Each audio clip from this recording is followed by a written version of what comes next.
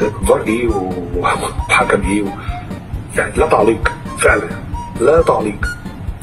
يعني مش هتكلم في اي حاجه خالص، قصدي مش محتاجه حاجه خالص. انا بقول في ناس بتتعب وناس بتشقى، فما ينفعش الناس اللي تبقى، وبعدين ده في فار، وبعدين مش محتاجه كلام، هو واقف وشايف اللعبه. مش عايز اتكلم في الكلام ده، لو اتكلمت هتوقف، فبلاش اتكلم بعد اذنك فيه. ايوه لو اتكلمت هتوقف. الكابتن علي ماهر جاب لك من ابو ناهيه، يعني تجيبوا فار تعالوا عليه مار، هي ما يمشي الا بسمسار. السلام عليكم ورحمه الله وبركاته.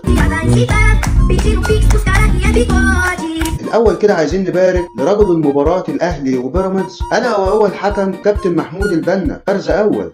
ونبارك لحكم الفار الكابتن محمود عاشور فرز تاني على ما قدموه من مباراه. لا البيت ده طاهر وهيفضل طول عمره طاهر. وده يا سيدي ماتش متكرر من ماتشات كتير قوي، وبنفس الطريقه لنفس الفريق على بقيه الفرق يا سيدي الفاضل. يا راجل ده انا شفت الكوره دي بدل المره 50 عشان اقنع نفسي ان ده لاعب مش حارس مرمى. فتحت عيني لقيته فعلا مدافع النادي الاهلي مش حارس النادي الاهلي، اللي عمل الكوره بنفس الطريقه امام اعين الجميع الا عين محمود البنا. يمكن كان بعافيه شويه، يمكن كانت مزغلله، لكن هنقول ماشي، يمكن ما شافهاش. قلنا نروح نخبط وندق على الكابتن محمود عاشور اللي نايم في اوضه الفار. انا عم شكري يا كابتن، اللي قدامه بدل الشاشه 20 وبيتصور بدل الكاميرا 30، اللي ممكن تجيب لك اي كوره من جميع الاتجاهات فوق وتحت. نلاقي كمان الكابتن محمود عاشور شادد اللحاف ونايم. تتح